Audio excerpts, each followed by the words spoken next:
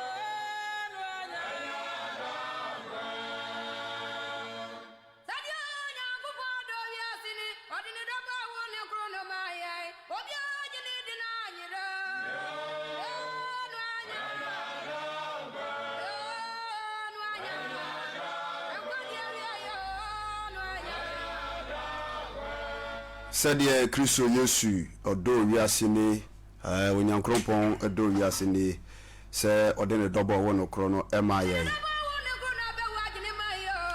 obi obegina dibia no onyira onyada enkwa yama yahwefu nyina akwaba e de ba salvation our dwumadie so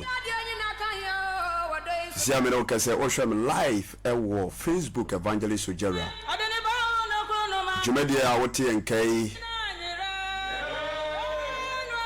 Adam live ewo Facebook evangelist Ojera ana TikTok nso evangelist Ojera akasima aduono pe na nonson abo enti ba bia wo hwe me firi bia no obetimi adjoin ne me ewo Kintom TV so Jumedia Adam live Kintom TV so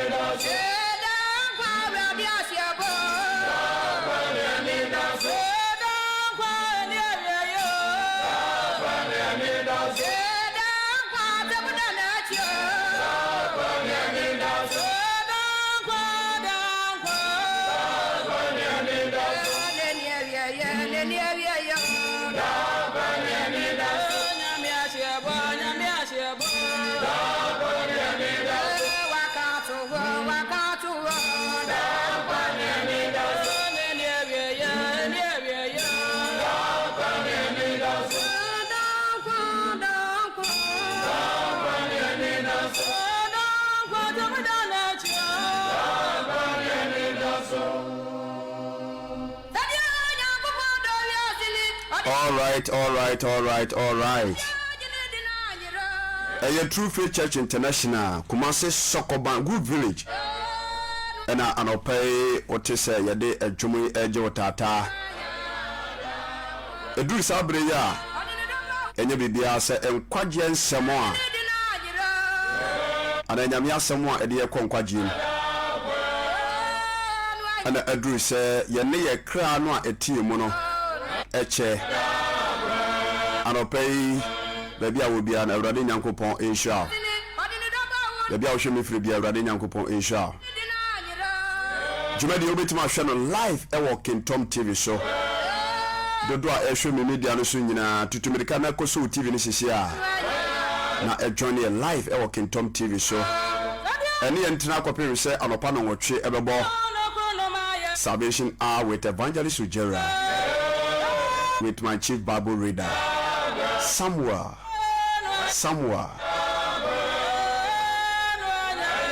What? Samuel Owusu. What a great name. And I say, you name one kasa. Esini dini di et utim say enye far different. Me the David Owusu. Ana ono say the Samuel Owusu. Ti Owusu na hia ne de na say enya senketo a.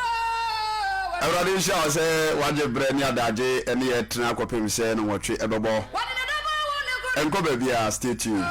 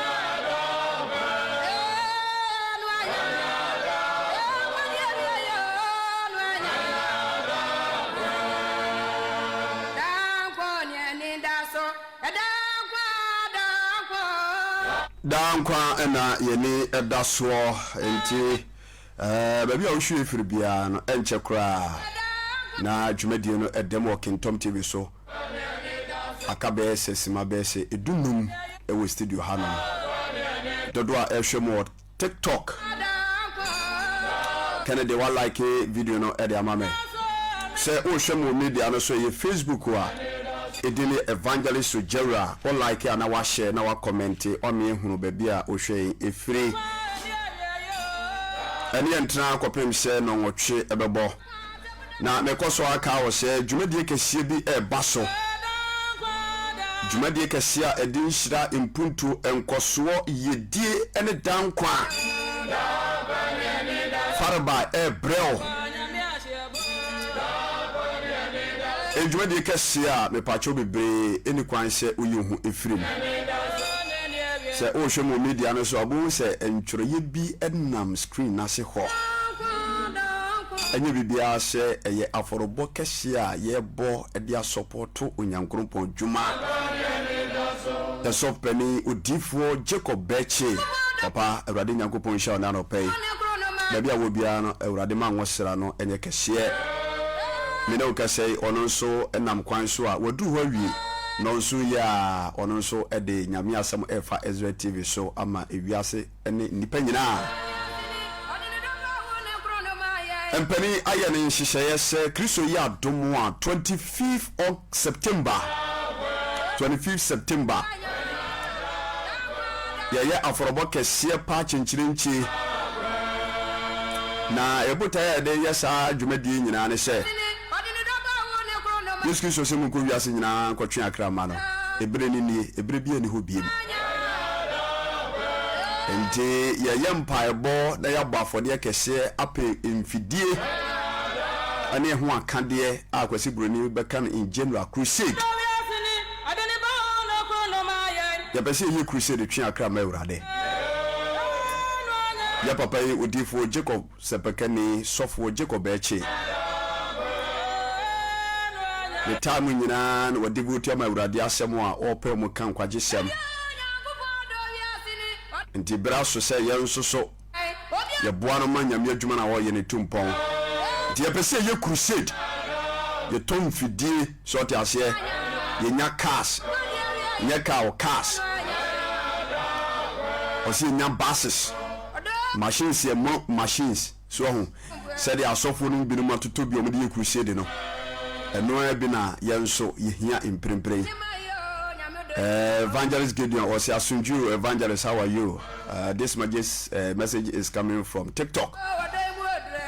This message is coming from TikTok. Evangelist, Nyamiako Nyakuponshao. Baby, I'll show me free beer, obey me message in about a bon on swan, you remember Kintom TV show. And you feel one day, obey me a TV set and all. Now, you will do na numbers ya, you're the two John and our friend, now watch it, what dream. It is a sene bobo a honi pesika to ho. Nyame adwuma de wo boa enhia bibre na eba. Ana asam boa. Ampa. Ubo nyame adwuma enhia bibre na eba o. Bibre. Aha. Enti nyame ma ne adofo no 22nd September eye Sunday. Dwumade we ye di no nanso. Nanso dwumade ye di na eye 25th ne de. Eye ukuada. 25th ne ukuada. The patch of say you create nti edu ho a moma ye nyina me piem ewo Kumasi Sokoban Wood Village. The whole Ghana Kumasi Sokoban Wood Village e ba ko pe e ho asem na me kan emprempre ye ho na me wa ye de live program e brel. It 25th September no e you create e be yisika e de aboa evangelism no o se to machines, lights, generators, bus, car. Who are no cameras in ya betoto. Until Madama a drew on my for double boot, do mummy met or door entering Yankupon in the pay. So we see car at the bois, and yet one way ya buano, a radia. Until Minim Soberba, until Oberbam and Abroso. Janamba ways to see na upewinchire mu bia wa frɛ ne ene wa twetwe nkomo off air 0243 81 97 56 0243 81 97 56 0243 81 97 56 sɛ wo hwɛ mo Facebook a ɛbon se program no ɛda so kama. And I say, don't do a show more TikTok in number no number 2 jano. A prophet evangelist Jacob Betch number number 2 jano. Program Kesia Ebay Niso and Isie. Yaton Safre and Penifu titru pa enya asenketwa. Ebue bremuna onyankopon ehwehwe semino mienu yibi yodo di edi akire ne ewo n'adwuma ho. Enti emma wutrimu nya den. She date ne nso emma me. 25th September eyukuada. And now mining in our ebishiem Kumasi Sokoban Wood Village, a year church premises war. And to shall see the free sabre aboabo home. Now it drew wha, but Chirawood do a chira day. Now yentime static crusade, you know. Now Bible say or crabako pe sakra above on pimpim energy. Now your boss and panu de uronoson, yana eurade dono. Some message we and chakra if you are next week or next 2 weeks here, there's some message in the bar. Your boss and pan with Deurun a rather done.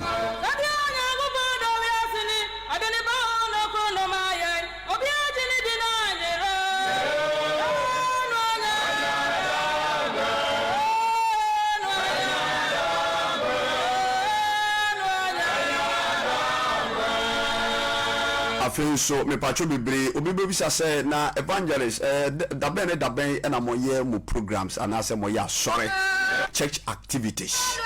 The pacho bibre ukuada bia every Wednesday 9 a.m. to 2 p.m.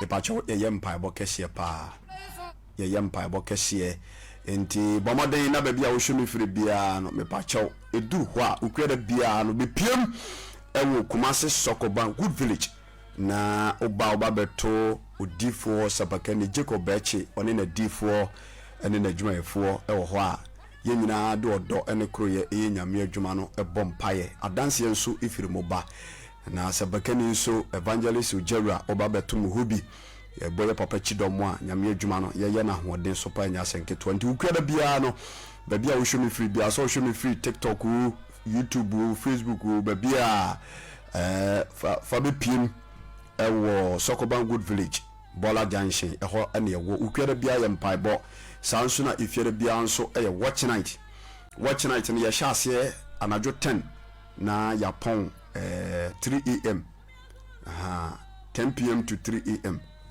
ejinamo bompa ye dimpa ye nompa ye rempa ye a enya senketo akora wie bremu no esese ye me ye ho eye den ewo mpa bom serebe ya ye bitimi so akoyenim enti ifiere bia nso watch night fa ho be wuram sanso na memenda na ye ya asore eye anointing service ankasa eye memrenda enti bomoden na ba bia wo hwemi firi bia no fa ho ebewura ye dwumadi a ye diem Ghana mama ba bia wo hwemi firi bia ipacho bebre fa ho bewuram demom kanation says 25th September ehia me papa mom ya me kire wodo enkire wurade yamfa ya no keke ene do wurade yes we ne bra esese yi odo adie obi hia onyankopon asem wo baabi bonsam de ohaw ni nkonu aton so hia nyame asem mane mfa wo so na nipa korowura ncheche wate it 25th September baabi a wo bia dodo a ewo ewo akwantuom abruchi asem na mekan yesremo eduru ho pe mo me support ye na nyame adwuma no impeja number ni mobile money number 0243 81 97 56 0243 81 97 56 edi baba Jacob Beche me pacho bebre hye edi ne nso ne hye number ne nso ofre ya wo say man of God mete wa forbo no anasa forbo a wo bo de ayi crusade no mate ho asem o media no so me nso medie nie na wasende na ayefefefe na empire yeguso ayebo no emu nhira na ebedi wachi na beso ma ene wabusuafo ne nkirima nyina so akasimanum na yewuram ewo Kentom TV live no so ete bacho so wo fia me pacho betima join me live ewo Kentom TV so searching sisia ewo modi decoder no so searching sisia afenso so hwemo ye TikTok on so a mesra mon like mame na mon share live video no sisia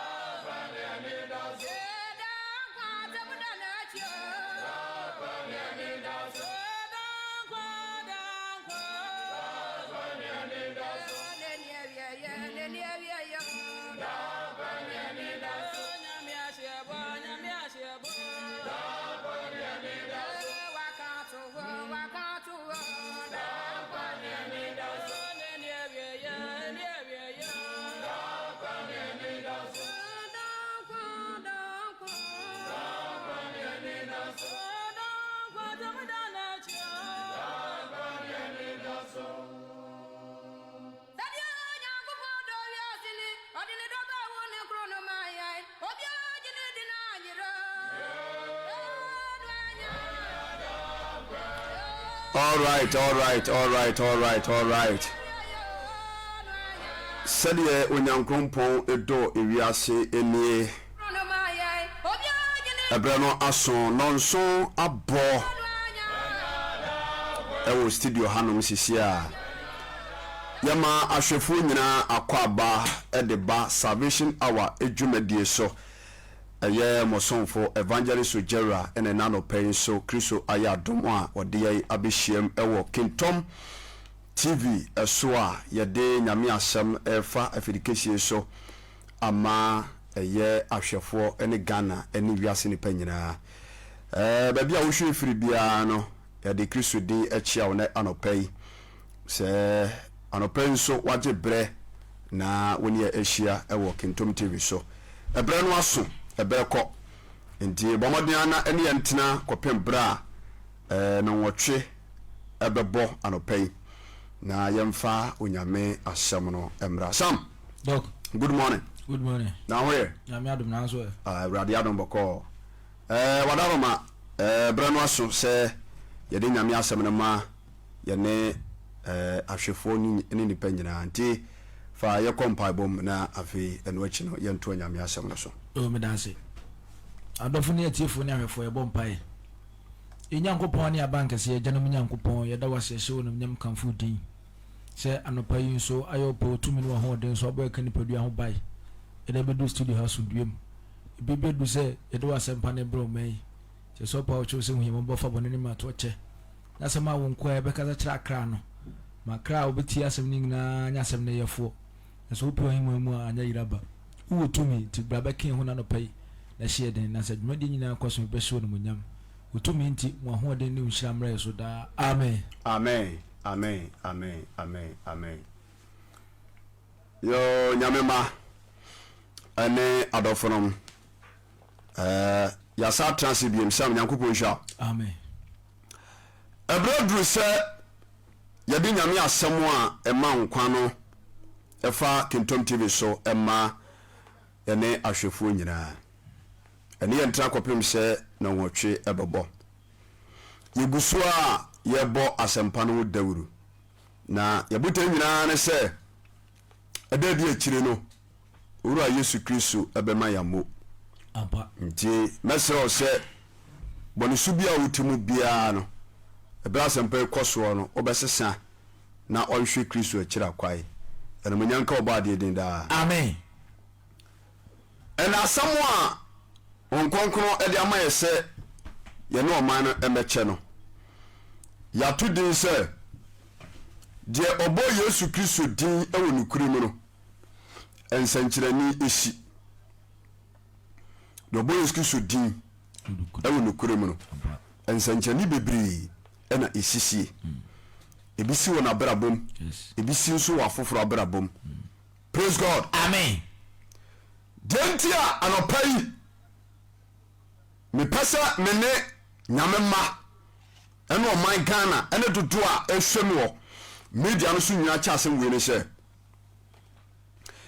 yɛana ɛtɔ da a yɛbɔ Kristo din ɛwɔ bɔne kwan so na mekura wɔni hɔ dɛ ne mabɔ ne din abaabaabaabaabaa mehunu deɛ ɛsɛ sɛ mehunu wommɔ no nokorɛm gyeme so amen amen ɛdin Yesu Kristo no tumi wom ampa enti sɛ wobɛyɛ Kristoni a ɛsɛ sɛ wotumi de wo ho to din no so yie na wobɔ no wɔ nokura mu a adanseɛ atumi afiri mu aba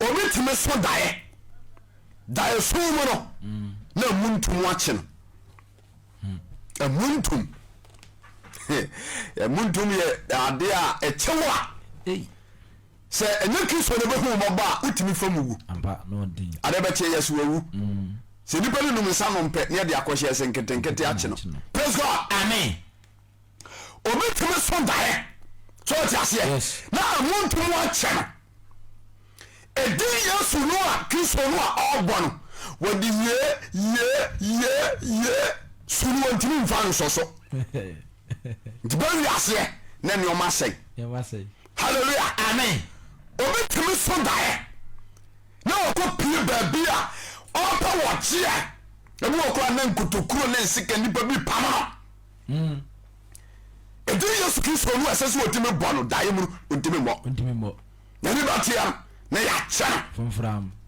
nyɛma mmerɛ bɛyɛ ne daeɛ so mu nyinaa na bɛnya nsunsuansoɔ bɔne ɛwɔ ne nipadua so wɔ honam fa mu de sɛ wohɔɛ na wote saa ɛdi Yesu Kristo no wontumi mfa ho nto so yie mesɛma asɛmato de sɛ deɛ ɔbɔ Yesu Kristo din wɔ no kurom no nsɛnkyerɛnee si gyeme so amen nti na nɔpai dodo a ɛsɛm wɔ Kentom TV so dodo a ɛsɛm wɔ media so sɛ Facebook, TikTok ɛne YouTube bepa mo kyɛw fa wobato Yesu Kristo din so na bɔne wɔ no kurom na deɛ wona mu a atete wɔ adanseɛ atumi aba na nkonnua apae na wanya asomdwie nhyɛnka wɔ baadeɛ din amen.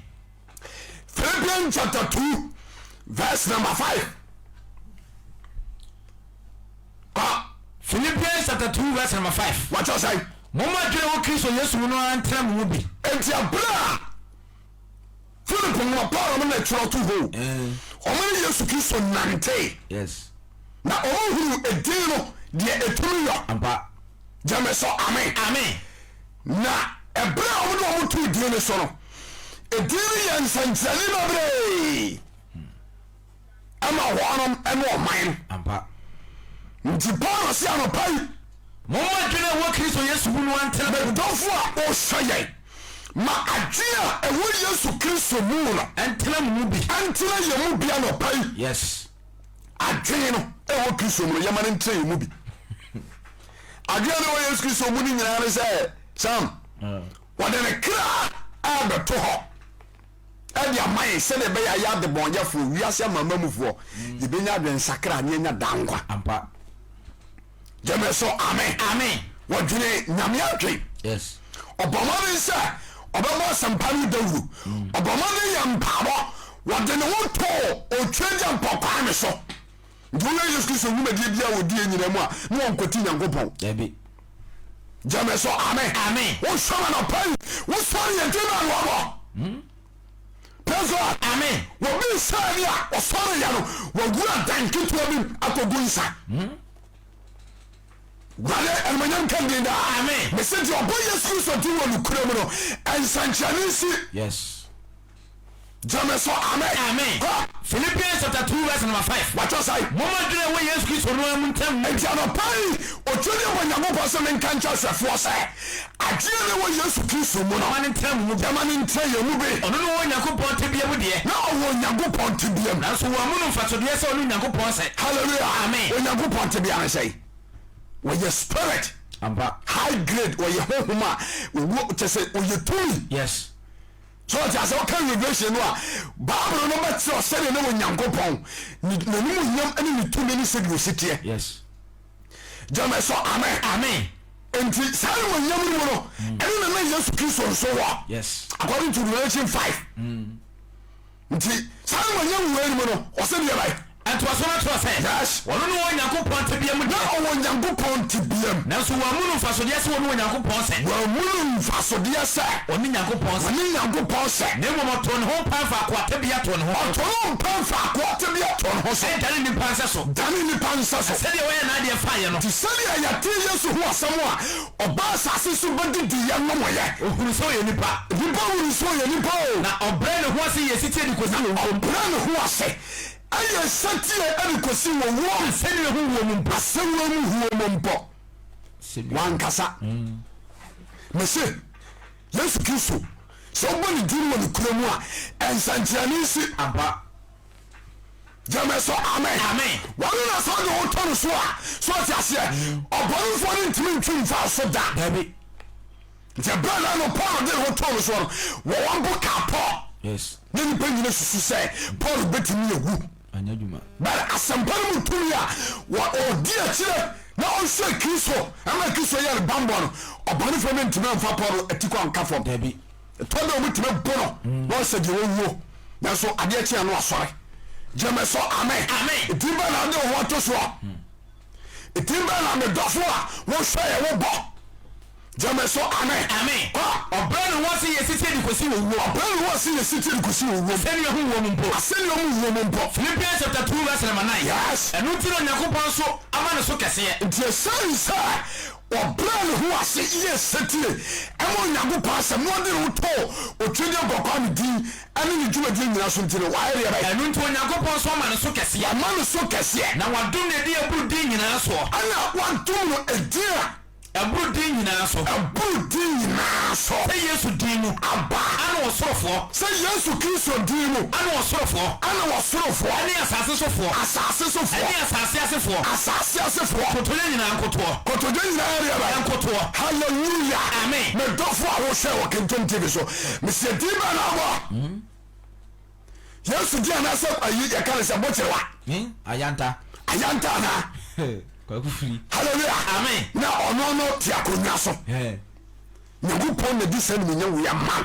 Nana me pajo bebre wo anopai wo fa so na me tufu onyame asem. Sa akonya na wo ba diero. Emfa ni mo nya mo ma bosu ni mi ya o. Tebi. So nyagopon. Se nyame asem se ye kunto jo wei etwase ade konto de obo so ba asase no. Aba. Etifufu bia ni ho bia. Yes. Eka otwani abo nyagopon da ba koro no. Etifufu bia ni ho bia. Tebi. Did you have say your mom? Amen. Amen. Philippians chapter 2 verse 10. Yes. Say yes to Dimo. Say yes to Kristo Dimo. I know so for. Oh, what's it also for? Abu Furia. Miss you never take revelation. Was it so good Dimo? At Yasafo by yes. And Penny George on the line. One minute you are him with a good form. When we do with your yes.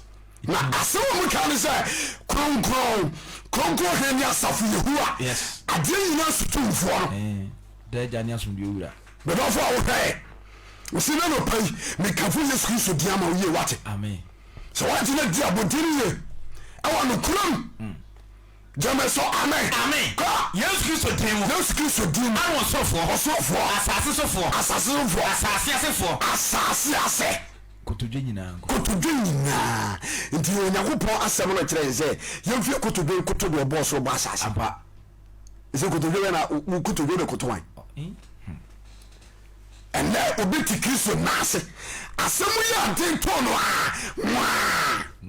no du konfo kude no fi nyamenu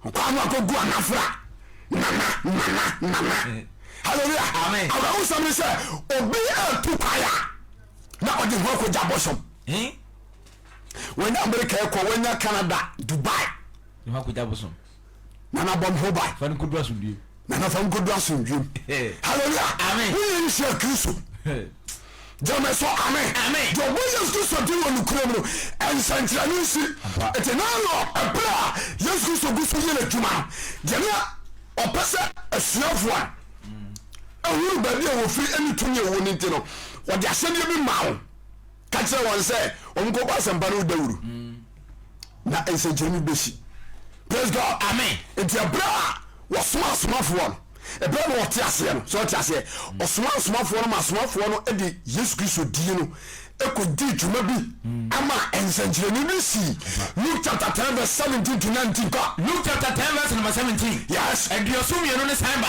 enti Yesu Kristo asuma sabakafo no me 72 yes verse number 17 what you say na aduasum yeno ne sanba ni dia beka se enti Abraham ko ka samba wo mo dia ni dia abeka sa awurade wudinti amoni mpo bre wo ho ase amaye awurade Yesu Kristo wudia ya boy ya ahomoni mpo lukura mu no yes wase dia ba amoni mpo bre wo ho ase amaye amoni mpo dia ba abre wo ho ase odifo me pa jo bebre di me abo a wo de fuduma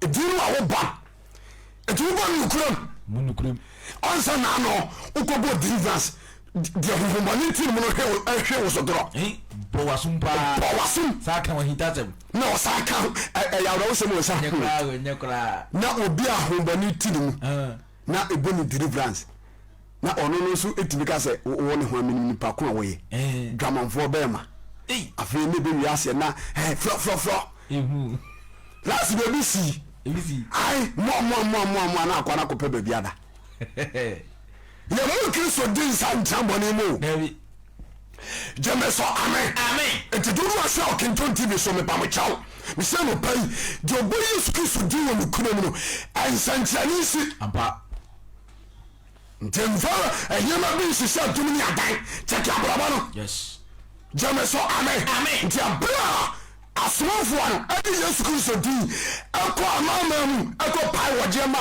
o maya no ede na siye amoni po bra wo ho ase amaye ahoho mbone mpo abra o mo ho ase alma asomfo Luke chapter 10 verse number 18 yes ana wo say won say ade Yesu Kristo ka se won say buhunu Satan say ofi so ahwe ase sanya bra mo bom din no ni na nse Kristo no nyam brawo no wasase so yes nyanhye no nyam ni sasisu tumi dia no de bae no e bra asomfo no ko bodi no yes Satan ambane abra ho ase Yesu Kristo ka sha nzare me hunu say Satan free wo so ahwe ase sanya Abraham bom di pa ana muri se Satan ariya bai ahwe ase sanya asia se te sanya a Kristo fo pinu mama bomo obuo me kanfu Yesu Kristo di amamo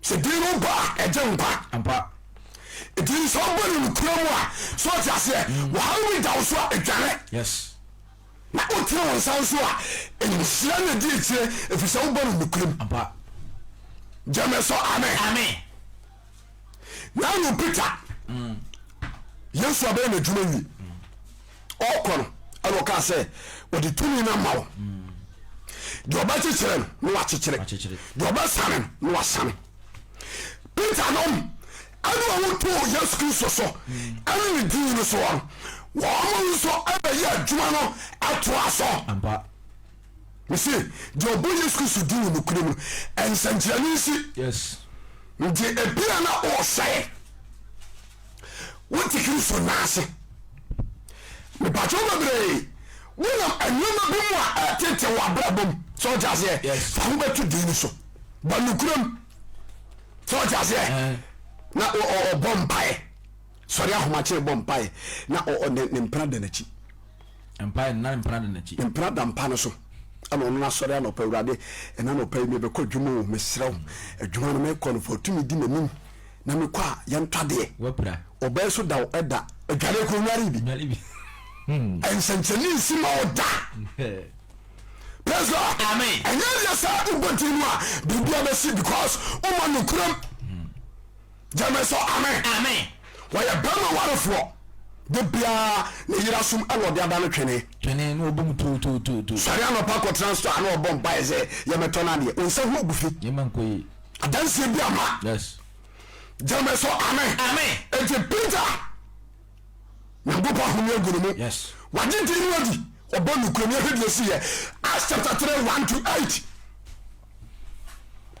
Acts chapter 3 verse number 1 yes na ekodo etoso nkro yemu asore ni mu no enti akotonya etoso nkuna yemu asore Petro ni Yohane Bwana kwa asore fie Petro ani Yohane Bwana Yesu wachio yes akwa asore fie Acts chapter 3 verse number 2 yes na woso barima bi oyebubo ni firi na yem opreso hu nyame adanse nso asore kwa nkobi masa be very careful praise God amen ansana ba hu nyame tumi no agisi what panamo akọ peneti akwai yes e wa sofie na me de me nkome babra bo eti ebimu a wo dey pray for me wa force no ana mo sisa mo sakra Jemeso amen se preaching ya tranamo sise ba bi Kristo hohomo a so for no how kan mbabom abrani na ntwitwa ya obetima bampabo mse tumi awo denim ampa na so ba no kromo Nsɛnkyerɛnee si Jemeso amen Acts chapter 3 verse number 2 what you say na no so barima bi oyebubo ni firi na yem eti abra Yohane ani Peter akwa so fie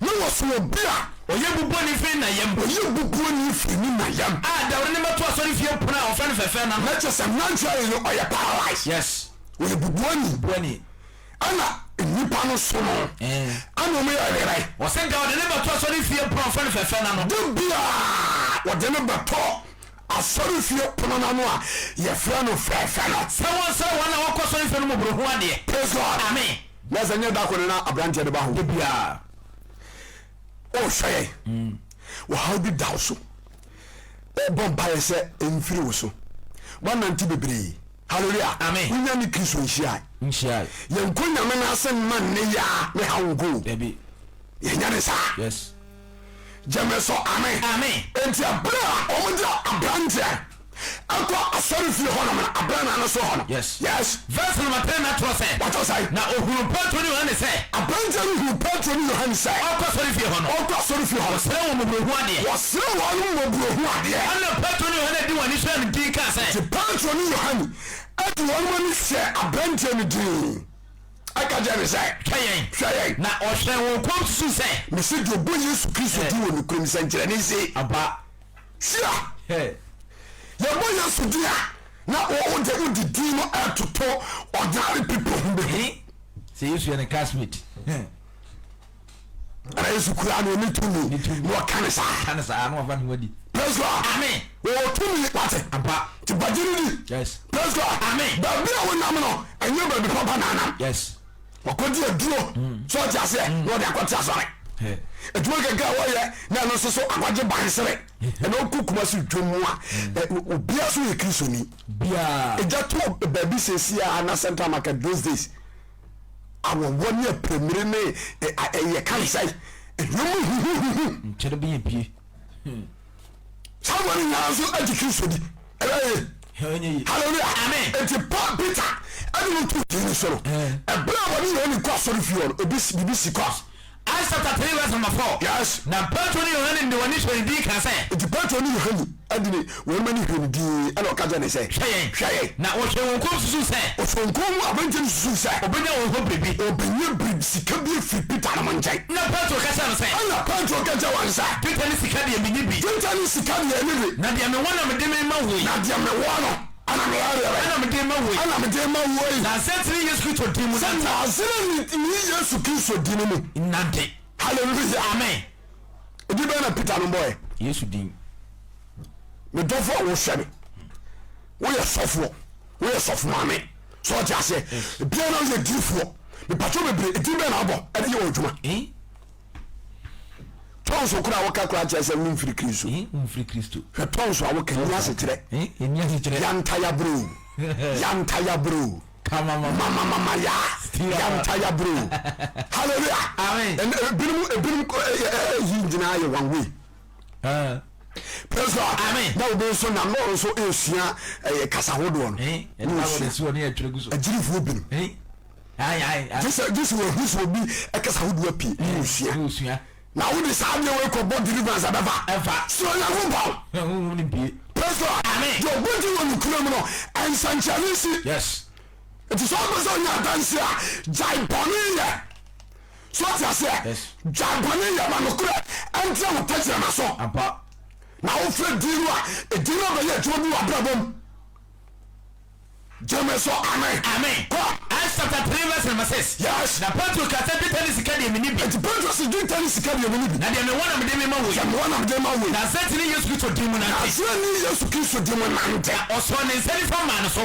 mu ma ne so amuru ho na ne mposo ye den hallelujah amen edi Yesu mu a Peter and nante ya wo mu bom Nokorɛm yes Peter go jira ba ankosan obi dabi na sofo bi aba before say wababa power kwaje so charge bebre we don't for say wo Kingdom TV so wo sori bi atesa wo fi Kristo ko kansa di so ties kan sana wo le sofo akasa tonton prayer materials jameso amen wa mu so ye fresh it's a bra abanja no sare ayo ma mu ni nyina ni so wade ano mo jo mo ntiase it will be say Peter sitere say ayedan na wutimi ye Nsɛnkyerɛnee Acts chapter 4 verse 5 to 12 Acts chapter 4 verse number 5 yes na ebasa de atenye no ebasa de atenye wa titani panifoni atwefoni be say Jerusalem panifoni nyina be say Jerusalem ani asofo pani Hana ani Kafa ani Yohane ani Alexandro kegamoro ani dodo wo fra sofo pani na busuam yes na wode wo be fifiri ka say ani wode Peter ni Yohane be fifiri ka say tumi be mu abrantia no ya wo no wa ya paralyzed yes so ti ase nti dan na mutimi sare yade nti wo se tumi be mo abrantie de bia ya ne na wa ha ye obi ntumi nsane ade da eti tumi bam ɔsi tumi bam ana di bam na mo yɛ yi anansa di bam na mo yɛ yi asata 4:8 yes ana petro nkonkura hyɛ no ma no na petro nkonkura hyɛ ne ma no me dɔfo a wo hyɛ hon ba na tumi sɛ hohoma tumi ya ɛbɛde na ɔtuma budin wɔ nukuram efisɛ edin no before sɛ bɛtuma yɛ nsɛnkyerɛnee no na hohoma tumi no yɛ na wɔbɔtere ne abrabɔ gyeme so amen Yesu Kristo din no ɛyɛ nsɛnkyerɛnee na ɛyɛ ma wɔn a wɔbɔ ne din wɔ nukuram yes tɛ me dɔfo a wo hyɛ yɛ a wote Kristo n'ase obi a wokɔ pray for me so Onyankopɔn gyae bɔne yɛ yes hallelujah amen yango asata 4:8 yes watɔ sɛ ana petro nkonkura hyɛ no ma no ka kyerɛ wɔn sɛ ana petro nkonkura hyɛ no ma no ka kyerɛ wɔn sɛ ɔman tete ne mpanimfoɔ sɛ ɛne mu bisa yɛyɔ sɛ mu bisa wei ne yiyɔ a wawla ɛho asɛm a ɛne deɛ ama na di mu a mu nyinaa ɛne sɛ ama nyinaa hunu sɛ Nazarene Yesu Kristo a mobɔ n'asɛnnua mu a Nazarene Yesu Kristo a mobɔ n'asɛnnua mu a Onyankopɔn nyɛ ne fira hufuo mu no ne dini mu ɔno na wɔyi yei a ɔgyina ha yi hallelujah amen sɛ afei yɛabato afe ghanafoɔ mpanimfoɔ mepa mo kyɛw monhwɛ Kristo honhom wei a yɛbɛto aba yi ebinom bɛfa kyerɛ deɛ wɔkoto aduro so ɔte asɛ deɛ wokɔbɛto na ɛyɛ Kristo tumi sɛ na bɛyɛ a yɛbɛto abana abana yɛbɛto ama ɔnwuma na bɛkyerɛ wabɛtra so mfie bebree yinim deɛ ɔbɛyɛ nti nya afei na wokɔpɛ braki so so ɔte asɛ ɛti ɛpɛɛ no a mode ɛka ne sɛ ɛnuro akyirɛ na mobɔ ntim foforɔ mɔnsakra maden ɔkɔ site galamsey site na ɔno nso so na wakɔ ɛbɛmi wakɔ frem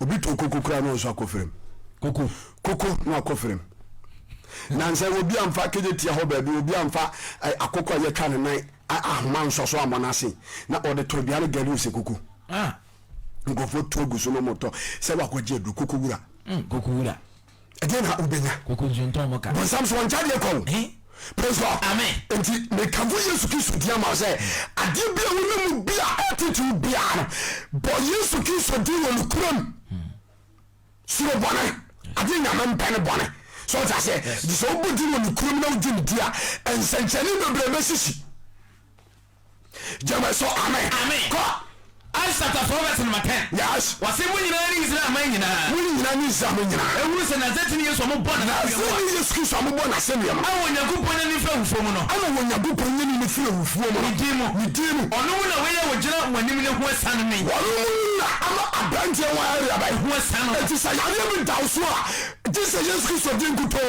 ana betumi ama wa daw ho yes honam fam yade akura no before sa be kɔ Jesus wurade makwai yes nti ebinom a magye Kristo di wakyire no mepa mo kyɛw mo hedi na kyerɛ kwae na edin yɛ nsɛnkyerɛnee gyeme so amen onipa bi a wɔbɔ edin wɔ ne kura mu no wɔsɛ tumi no kɔ nkwagye ka 12 no nso ka 12 no ma me Asata 4:12 watɔ sai wɔsɛ na nkwagye ni wɔ biara mu na nkwagye ni wɔ biara mu nanso din foforɔ biara ni wɔ so ase ɛne din foforɔ biara so ni awiase awɔ deɛ ma nipa sɛ ɔmo no nya mu nkwa awɔ deɛ ma nipa sɛ ɔmo no nya nkwa ɔmo nya mu nkwa yes hallelujah amen nkwa ni mmienu yes asase so deɛ ɛne da nkwa yes it is a din kura no bɔ ne kura mu a asase so kura wunyini kyɛ yes because unkofu obeyere unkofu obi ade assembly to mu jame so amen we say na no pai edin ba na abo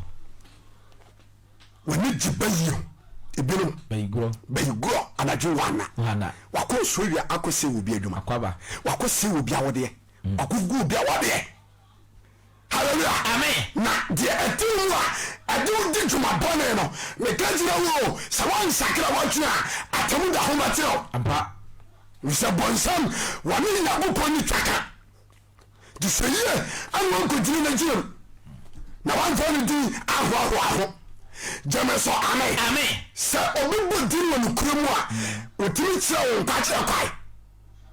Obi bodin wɔ ne kurom bia no wɔkyerɛ wo nkwagye kwai a bibia nsi kwai. Asisi yagwa. Asomfo nyuma etimi se chimo edunsia. Acts chapter 16 verse number 16. Yes. What I say? Na ebase ye kwa sore no. O se abasa ye kwa sore. Ababa bi o wa kom hu besia yen. Ababa wo bi a owo akom hu hwan e besia yen. E besia yen. Enso ne nkom sha mani wura no manyade bebre. Hallelujah. Amen. Bebre akom hu na dum yadumo. Bebre. Ah, na wo ti media so na wo ti TV ho a. So oba so ye difo ba. Oba bi sore na so ye difo ba ye prophetess ya. Sam na obehe media no so ana TV so duku kra wo mubi na ni tri so sa no de ye masa se ni pa no free Kristo me bi want to me so just yes then na we gina for them na wo bomba na wo shankom na wo preach na duku kra wo mubi na mama so tete ho e shen no wure ni mo wure no atwa no ko jama mo ga say Kristo wo ya Kristo to hallelujah amen fapin bia any Kristo fapin bia and you know it's a Kristo for do you show Kingdom TV so mama ma adwuma na ho mama ma ni yo nyame asamu awon kuram na ebuma ni no ho ba frem so mo wa dwen yo say Nsɛnkyerɛnee kwa na mo ko ha de bia ni pode na ever than 6 apa be see the business Kristo do with the kuram Nsɛnkyerɛnee si apa don't say that we are all called bebrebe nyina no unya danse go nipa no awudi na chi no wonsuo nyame Nyankopɔn Jameso amen come on Acts chapter 16 verse number 16 yes na ebase ye kwa sore no the ebase mo kwa sore ababa bi wa kom hu besia yen ababa wo bi akom ho hwam ebesia wo enso no de nkonso ma ni wura no manyade bebre so that say was information wa ye for the amount ni wura no enti ni bebrebe akom ho na ni wo mo de ye enyoma o ya di funyuma no me na me ga so de atete nsare obu o ma ne yere tu wo ati mo no de atya sare ama ma ne ku elidie etu ko on taya eni wo mu nyina mfa Kristo kwa so nyanya aginam me na me ga so hallelujah amen akwantre basa but your book is so do the criminal the big piano pepe yes one charge and I'm 5 million formula and I 10 million for the momo mohana montana direction there buy no I just a man guana nyama no prayer materials in the year so ton masa igre na tekiska so book is do the criminal nyamia some ko be wadwe ampa Jameso amen come on Acts chapter 16 verse 17 yes wono no di Paul ne yentitia mu se nti ababa ho no akowu a etini mu no dabia no ne Nsɛnkyerɛnee yes ama man no agin di sɛ wo ye bibi yes nanso ono kese tim se tum ye tim mu free Kristo etini dabia ya ne yetia mu sɛ fa nyame asɛm sie ne yo na sɛ obi obɔ mpa ye bia ɛwɔ no kram bia ne Nyankopɔn kra di hinta asɛm kyerɛ no ampa na bia wo kwasɔre kɔ mpa bɔ no ɔbɔ ho bae omoy Jameso amen jeje na soko Acts chapter 16 verse 17 yes ono no di Paul ti ne yentitia tiam se etu ɔtiatia mu di Paul ma chi sa enipa ni Onyankopɔn so no ko ɔkyerɛ nkwade kwan enipa ya hefo Onyankopɔn so no ko ɔkyerɛ mo nkwade kwan Onyankopɔn ya ɔhe ɔwɔ so no nko a hallelujah amen Onyankopɔn ya wɔ so ne nko a ɔkyerɛ mo nkwade kwan na nkyɛ sɛ ya wɔ nipa bi wɔ hɔ a wɔn ti wiase ne Ghana yɛmu bɔ edi Yesu Kristo a ɔmomɔ no nukurim ebi nso bɔ no nukurim yes yɛ ɔmɔ ne ntini mu no hu na hɔ ne hene hintasɛm kyɛ bonsam ɛtɛ deɛ ɛyɛ wɔ sɛ woyɛ nyinaa anadwo na woyɛ yɛ nneɛma bi wo ne ahyɛwofoɔ da nsuo no na wɔwagye ebinom ne ahyɛwofoɔ na ayɛ lie na nsuo no na wode ayɛ nneɛma bi na de asrasra nti ɔbɛyɛ akwankyerɛ a ɛyɛ saa nneɛma na ogyina so opagya no sɛ ne nipa bɛyɛ 10,000 tigo ohu mike ne nipa 50,000 ne mu tigo ɛyɛ asa ɛmɔ tia honhom no ahodeɛ praise God amen na mama mese biara ɔhyɛm wɔ Kingdom TV so mepatwo bebree woyɛ Kristo ni wɔyɛ mmerɛ ɛwɔ honhom keka ahodeɛ mu ate sɔre no a ato no a ɛmfie mmienu mmiɛnsa a ɛyɛ wo sɛ sɔre no abua ɔsoɔ no ɛnte saa o Kristo wɔyɛ din ne bra so ma nya danse bare sabra no so a obema so atu ahusia dwuma ne bi enti mbala ti ankodi nyam foforo bi achi koso ne nya ne mjidie na bo mpaya ewa ukulam na jidie di na ediri ba Nsɛnkyerɛnee ama amen wasi nimpa no Onyankopɔn so ne nko a wasi wani Onyankopɔn ya wo so ne dia bai enko atam kwan ya wo tira dia bai atam kwaje kwan enti sofo bia ontimi mpa mo nka no Nsɛnkyerɛnee nipa bia ontimi pa nkwaje kwa yo dabi ye nipa bebre ho sa ontimi nkyere we evangelist obetem media no so kura na TV so a de bia prosperity ampa wudi safo no bia chi abayira yes so just yes enti yan two ventures international kumasi so for one village ana yetiero masa yepenkwa udifo sofo Jacob Bansi onu na to airtime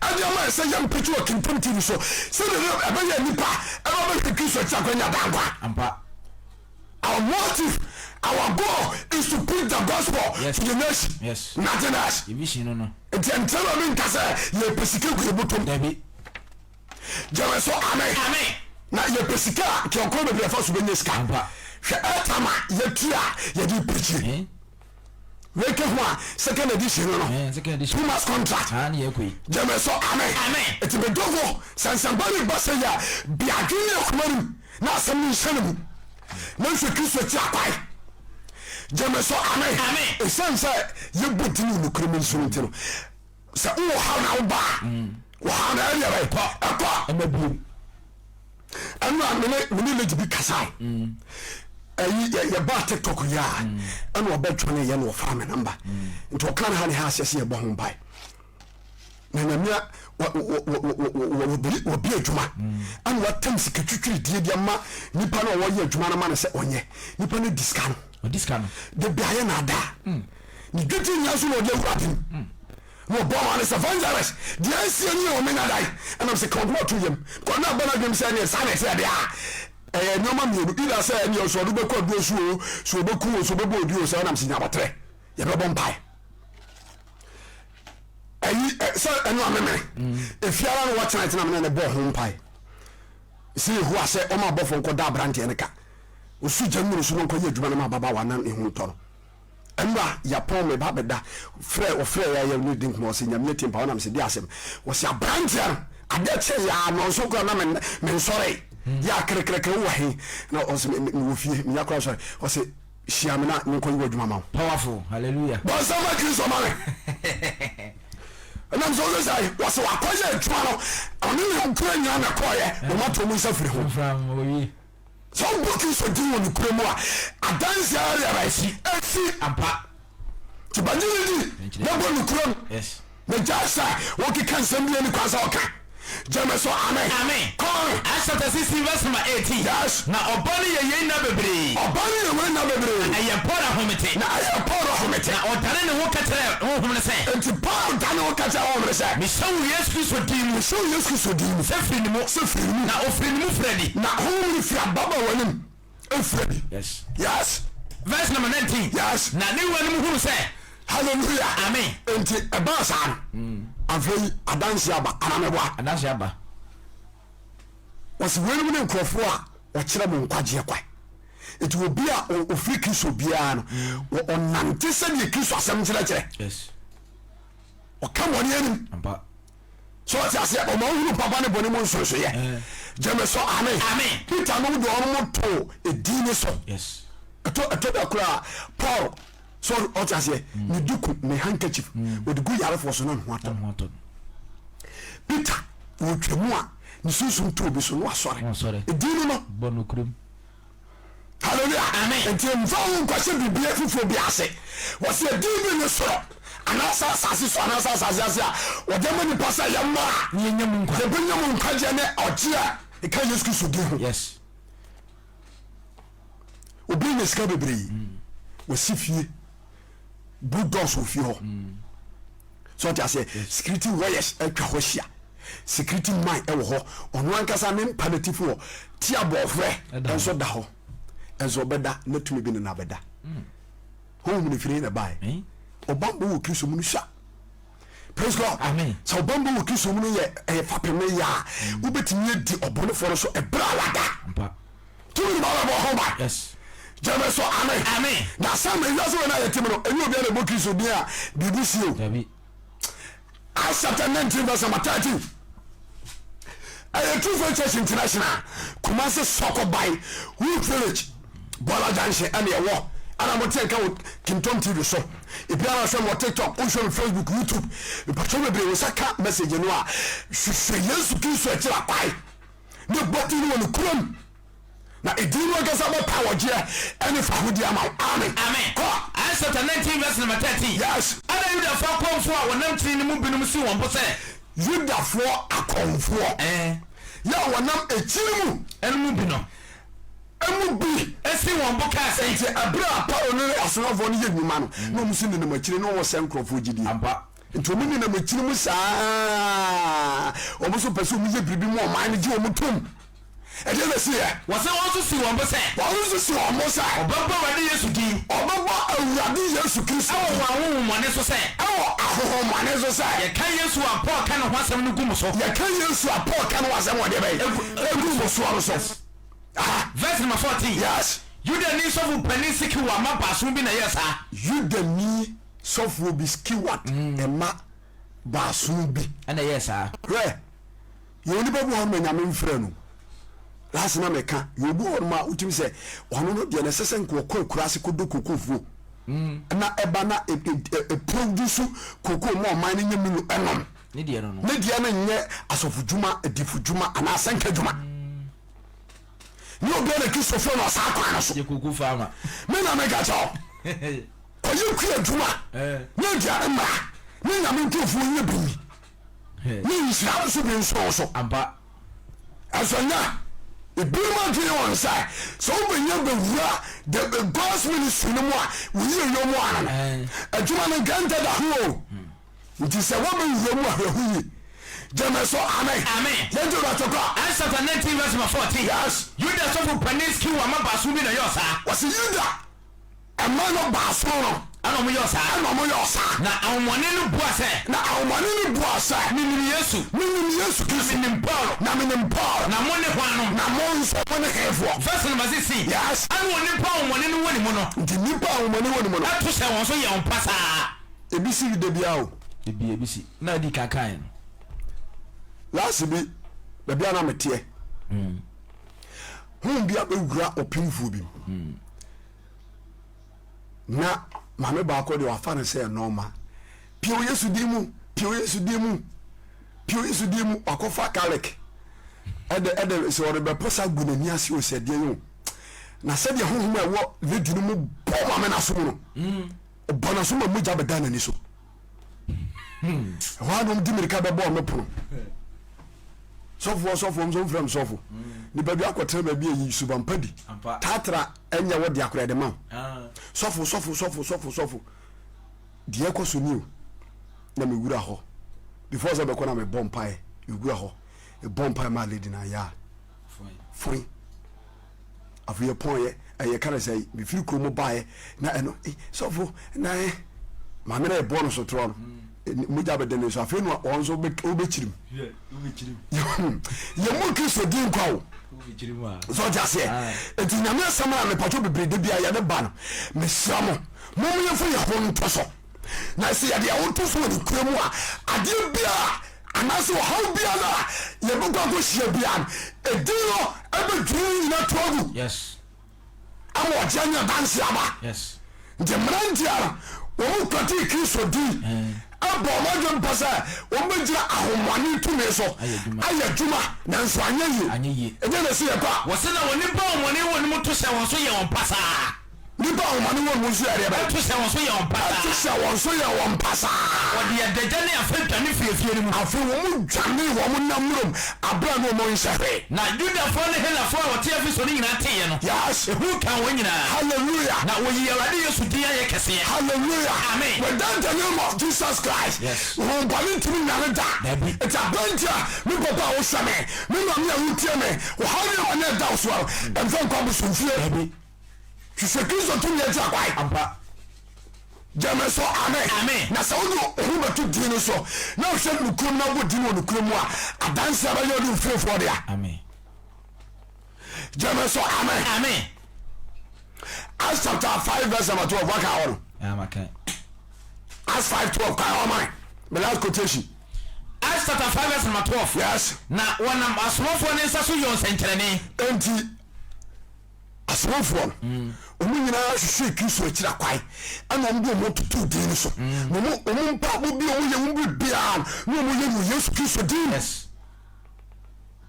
Jameso amen. Amen. Enti asesa kwa. Na wanam asomfo ne nsa so yon nsɛnkyerɛnee ne nwade pii. Enti sensa asomfo no do ho atu Yesu Kristo din so nko anso ntino. Onyamopon do bakura. Ɛna mo nsa so. Wana mo nsa so. Ayo nsɛnkyerɛnee nwade pii wɔ man ni. Ayo nsɛnkyerɛnee. Ɛne ne nwade. Ayo nwade. Ɛwɔ man ni mo. Ɛwɔ man ni. Na ɔman ni nyinaa de akomakoro wɔ Solomon abra na so. Hallelujah. Amen. Nsa wo bodin wa no kura mu a nsɛnkyerɛnee. Ayo nwade na ba. Ampa. Amo man ya right. Na ɔman ni nyinaa de akomakoro wɔ Solomon abra na so. Man ni nyinaa de akomakoro edi nyame achi ɛwɔ asɔrfie hɔ. Ampa.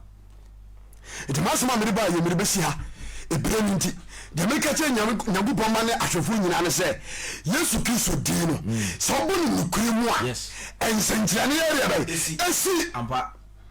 di jabɔ ne ya na ba di Kristo din ne bo din ne hwɛ na so hawo a ɛda wo so ɛna nkwa. Yes. Otwe na mo nyagopɔ hu yɛ mɔbɔ. Amen. Na ɔnkae. Amen. Ɔne ntimi mo din mo nukuram. Amen. Na yɛnso aba bebree. Amen. Ne tumi to hyɛ da. Amen. Ye Nyankopɔn ne amaka se da wase. Wono wakɔ mi ehunu sɛ se bodi na nsɛnkyɛne besi abrabom ti kɔso akaye. Na kɔso ami nya bɔne nye ne bodi na hotim ne nukuri mu a wayɛ nsɛnkyɛne tumi nti waso ne nu nhyira me so da. Amen. Amen. Amen.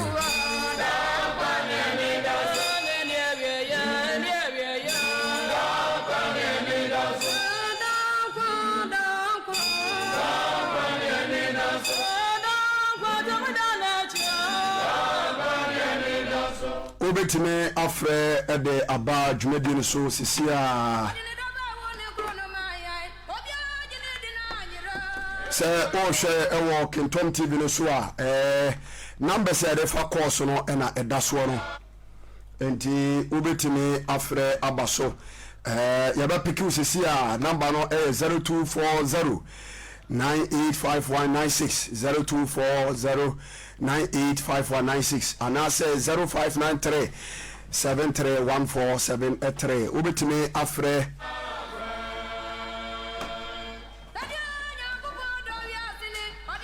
ubetime afre abadwumadi no so True Faith Church International yenya ofrefo a odi kai hello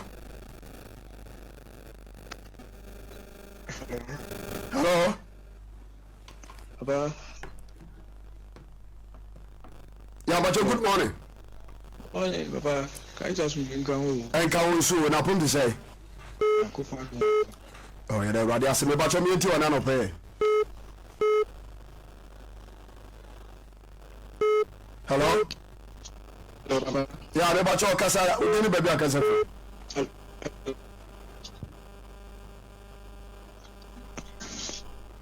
Oh, safre bien baby a wono. Hello? Yeah, me ba cho lo TV set na my udi ni baby akasa free. Me ba cho me do for me nti wana no pay. Anapebia na Sunday anapebia modi nyame assembly. Saya so de una akwanye ne tu ya kwaye fi Kristo. Na akwanye ne fi ne fi nko. Me de papa ba chi, aya me papa ba ko pe ne ka fa na kwese wa ne ka sa. Yamisha. Ni chena na me ni ti. Yamisha. Aka ka tele samo na me fi. Amen. Anapebia no onu so ma akana ba ni fi ni ti na no e Kristo. Amen. Amen. Inshallah. Hello. Yes, sir. Me bacho dinu baby akasa free. Me bacho me into na no. Me bacho brother Charles into. Hello. Yes, sir. You tell kan bacho kasa. Hello. Yeah, me bacho kasa. You tell kan. Ayo, I'm saying better man. Now, the concept of say, you know, Christ, no, to woman, now Jesus, no, because you want to say, for books, some to but natural physically a deal be behind him see maintenance in the assumption of maybe some because physically but you be easy but wadwe nkyerɛ no no sɛ we wobɛtumi aba dwumadie ne so ɔntumi anyina so quotations a yɛtwerɛeɛ a yɛde baa yi ɛdi adanseɛ sɛ Yesu Kristo din no ɔbɔ a nsɛnkyerɛnee si abakɔsɛm a yɛatwerɛ to a yɛtwerɛ no yɛakenkae yɛabrabɔ mu nso no sɛ ɔte aseɛ adanseɛ bebree nso ɛsi ɛnyɛ bi na yɛdi adanseɛ no. Hello. Hello. Hello. Good morning. Good morning, Miss Lynn. Me bacha na pum to say. Hello. Hello. Yeah, me bacha yete wonka me dofo. Bacha Lynn, na we dey say I catch him say na me someone no mo pa mo ye. Amen. Amen. Amen. Nyankopɔ inshallah straight away from New Jersey, US. And yɛtene nka no. Hello. Hello. Yes, yes. Hey, oh me. Ashindio. Ameno Nyankopɔ inshallah. Bacha odine. Ma me na wo ye. Yesu adom.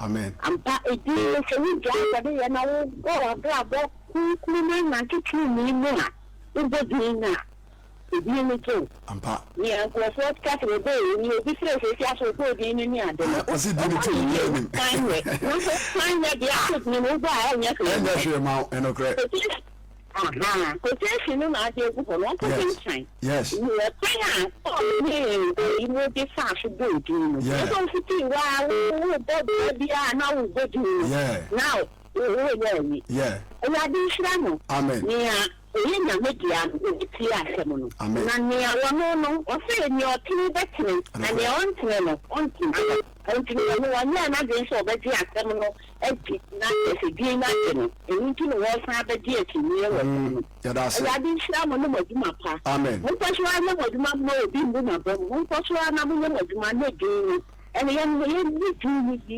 se di ni go di na so de nyawo enokre na Bible na na se wo no eni e bia wo ni Bible ni wonyi ni ya de nsa bo me nche amen won sa kira no amen amen na min shira mo amen we shall so amen ya da se ya da se amen bye bye hello yeah yes sir me bacho ni ba bia kwese fra no pay e ba je fun ti ka me ka ve sunya me bacho me do fu me ti fu sunya no pay yo ya da ma se me anyu pa obo e ma twa de pon yankopon awade shira mo amen o ma mo ni die en ko soro da amen o se yẹn bi fẹ náà ṣe. ìbàjọ́ yẹ tí o nǹkan o. ìbàjọ́ tí mi kàn. yẹ tí o nǹkan pa. èdè náà ẹ̀wọ̀n.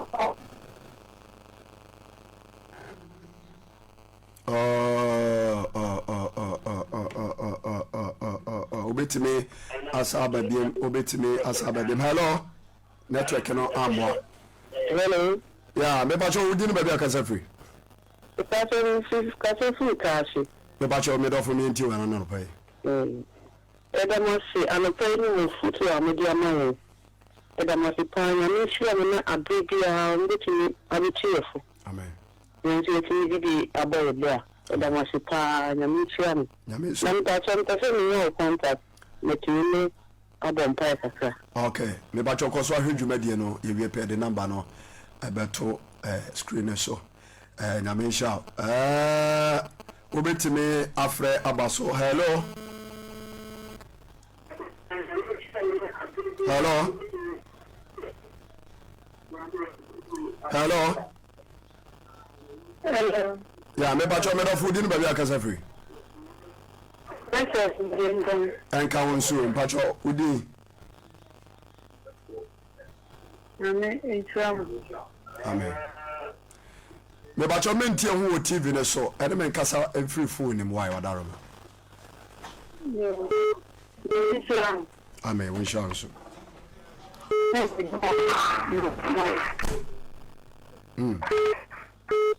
Yeah, that's it. Yo, yes, that's it. Now go put shall be brave.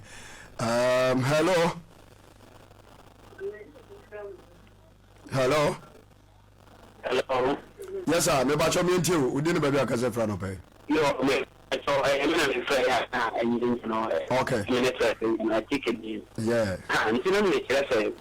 A Jesus, no. And I can make to be no to him. Obi a woni adanse mu no. Ne che so onye obi Ojidi anokra. E di ni wo na wo bibi. Sa fo na bo ansentenisi. Yeah. Na mo no enye obi a oni awotoso na onjindi. Yeah. E na bo ansentenisi. Yeah. Oni di ni wo mo ni pebi aso timi abo. Yeah. E len che say obi ana bo ansentenisi. Yeah.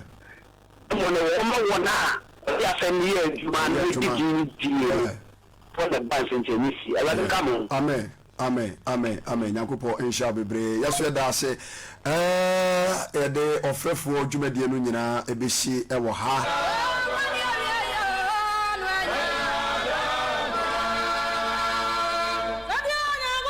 fache se wentimi enwura mu bia emane ha okura mesrewa na otwe se ne yebesai abaso na ebo Ghana time 7 am yede nyame asem no ebefa Kentom TV so abre ahwefo nyina dodo etime frɛ dodo antima mfrɛ nyina no Nyankopɔn enhyira obibia ha True Faith Church International Kumase Sokoban Good Village na anopay ote yanka no obetime afre of yentime mfa afrefo bia bim ahanti dodo afrɛ ne nyina no nyame boa na yewie adwumadie no a obetime afrɛ number no a eda screen so no ofre pe ubenyaye na oni akasa FA True Faith Church International no Kumasi Sokoba Wood Village branch no ukara bia na eye yempai bo eda nti ukara bai bamodna na bia wo hwe free bia no be piem Kumasi Sokoba Wood Village Bola Junction number no na eda screen so no number no eda screen so sisia ofra me pacho bebre ye bekiro ye kira kwai ya na yebre nti na yempese ye bekirichiri mo bebre akwa nti number no e screen so no me pacho bebre fa number no na efre ukera bia ye wo ha ye yempabo ye ne osofo odifo Jacob Beche wona ye soft penny aye ne na e wo ha woni na difo ene na sebakafo na adwumafo no nyina e wo ha oba pe ye ne wo mu nyina e be krabom ne de wa yempabo bo sampa obanyame fie na Kristo so be modi adanse bebre sebaka ne ojawura so oba ha oba betome ye nyina bebom ne de wa yempabo obenya adanse ye sede asebro de bai na tie True Faith Church International Kumasi Sokoba Wood Village branch no ye de announce empire esi ho ya baso year 22nd September kwasiada 22nd September nanso mpabo kwasiada na ye wie 28 ne memenda so 7 days mpabo ni modedi na akonche na botaya ya di dwumadie ba nyina ne hye Yesu Kristo si enko wiase nyina nkotwe akra ema no awie bremu enti sofu pani odifo Jacob Beche Nyankopɔn amana ni so ade huna ne lifetime nyina na Awurade frɛ no asenka dwuma preaching nko a na oye nti brebia so se yedi nyame asɛm so esi fom crusade asɛm na mekan Awurade nam so na abeto airtime Kentom TV ha de mai o preach wo TV stations ahodo bebre so ti brebia so se yedi asɛm no so efom nante fom nti dwumadi a yebedi no 22nd to 28th no ne da Wednesday 25th no aforobo kese a ye de apisika de atom fidie machines bus machines ye crusade ye nuanom osofo akwese wuanom ne osombekani evangelist bujenom okwageman nom omo machines ni bi enu bi ne yepese ye to so ne yɛde started from crusade ɛnya sɛnketo akora nti nyame adomo a hyɛ date ne nso wohwɛ TV no a ɛna da ɛyɛ TV no so no kama nti number no ɛda so bi nti ofre mu nkyeremu bi ɛde bɛma wo nti 25 September ɛyɛ kuara baby a wohwɛ firi bia no ɛduru hɔ a bɛ support dwumadie no ebia wontime ma number yɛde di dwuma a wobɛtumi ɛde afa so abɛboa no ɛna da so no 0243 81 97 56 0243 81 97 56 saa so na wopɛ sɛ woba mpaabɔ anaa dwumadi a yɛdie nyinaa mu no wopɛ sɛ ɔne atwetwe nkɔmmɔ a mepatwɛ bebree number no a mede to dwa no bɔbɔdena ne fa ɛno ana ɛsa da screen so no ɛna yɛ momo line no 0243 81 97 56 0243 81 97 56 sɛ dwumadie wo amɛto no ahyɛseɛ no a wokɔ Facebook Evangelist Ojewura ɛda hɔ wobɛtumi follow me YouTube Evangelist Ojewura TV wobɛtumi follow me nyame yɛ atom a wokua no a ɛbai bɛpiam ɛwɔ Kumasi Sokoban Wu Village ɛyɛ mpaabɔ kɛseɛ ɛfiara bia nso yɛ watch night memenda ɛna yɛ asɔre ebi a pɛsɛ ɔne yɛbɛyɛ asɔre na yɛbɔ wɔ so a ɔba a yɛba bɛbɔ asu na wɔne asom nyankopɔn nhyira Kentom TV ahwɛfoɔ nyinaa mekyia odifoɔ sɛbɛka ne Jacob bɛkyi wo ne ho kɛne nyankopɔn nhyira wo saa nso na odifoɔ Ledger wo ne asɛbakafoɔ ne adwumayɛfoɔ no nyinaa nyankopɔn nhyira wo Sokoban Wood Village asɛbakafoɔ ne nsafoma nyinaa baabi a mohwɛ firi biara no awurade nyankopɔn nhyira wo Sam nyankopɔn nhyira mokɔ so ane yɛntena na wotwe sɛnɛ nɔnson na yɛte afidie so a yɛde nyame asɛm ɛma nkwagyeɛ ɛbrɛ Kristo onhyira yɛ nyina daa amen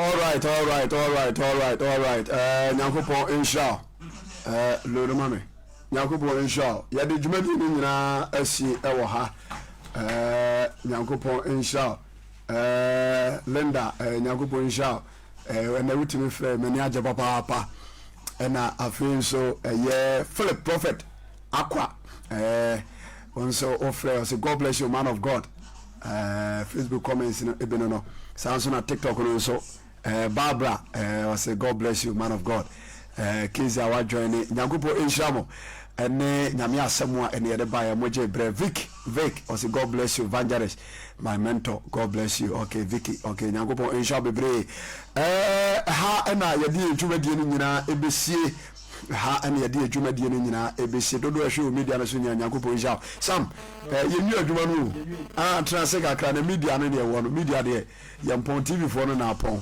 but media no deɛ yɛmpɔn ɔhwɛ abrantie yi a wɔfrɛ yɛ wɔse die no bibia nim sɛ na wapie wɔfrɛ wɔsɛ wɔfrɛ die no bibia nim ɔbaa bibia nsi ɛhɔ ana meka tee kɔɔ no because mehu sɛ ɔyɛ agent of Satan yɛkenka baaboro no so what you say ana me de hunam fam ye pin so enuma nyame ye metwa bi ho andanse de akyerɛw wo si wunyini na je se wunyini dia edi no over ho nto so yes obo odi wachi Yesu Kristo di bia no so what you say edi no gidi a ana nsɛnkyerɛnee wo ba bibi bo de wachi Yesu Kristo di no kuremu no sɛ wo bɔ no kuremu a ana nsɛnkyerɛnee si obi so wachi Yesu di bɛte wo no wo mo no kuremu ebere na danse aba Nazema. And we to say we know all teams are sort of Nkobi. As what the bosom so. And Damema Yadamunira Masi. Amen. Some wire dear Nankopon Shaw. Amen. Yadijumina Bisia. And a pay empire. A empire. You free Hanuma, yes, a quempa. And to Dodoa, a share me in TikTok and Facebook with Inano. Ubitimi Abba, Ukera and I yet empire bo. If you're a watch night, and a program na ye bayano, Bomodana for whom shall see an aboa to susu. Na Ubwanya Mia Juma, it shall be bring up in your film. Chris will have the message next week in Okra Moa, message na America no me betimi ne aba ya hwe duwa de honkonkro de be ma ne de aba nti Nyankopɔn hira ahwefo nyina dodo ahwe ne nyina Nyankopɔn hira mo Kristo ya domo a ye okuara ne nhia na yɛmɛbɔ mpaeɛ ifiara nso yɛ watch night ana memenda so ɛna yɛ asɔre bia pɛ sɛ ɔgye asu ba a ɛbɛkyɛ bebree ɔba a bɛbu asu adanseɛ bebree na Nyankopɔn gu so a ɔyɛ ɛwɔ ne ma abrabom nti program kɛseɛ no deɛ ɛyɛ 22nd September afɔrebɔ no ɛyɛ 25th September eduru a medɔfo baabi ahwe efiri bia no bɛboa yɛ na yɛntim ntom fidie no na yɛntim si abɔnten na yɛnka nyame asɛm na so obi sakra mene mene nyina nso yɛbɛnya ɔgyeɛ Kristo wɔnhyira yɛn daa amen